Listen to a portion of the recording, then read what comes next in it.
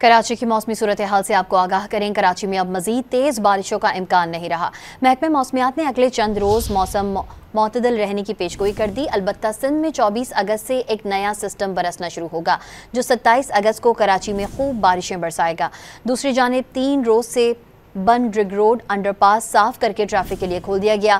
اسی طرح آئی چندرگر روڈ، صدر زینب مارکیٹ، فوارہ چوک، سندھ اسمبلی کے پاس سے بھی پانی نکال دیا گیا۔ دیگر کئی علاقوں میں گزشتہ دنوں کی بارش کا پانی تاحال جمع ہے۔ تازہ ترین صورتحال جانیے اس رپورٹ میں۔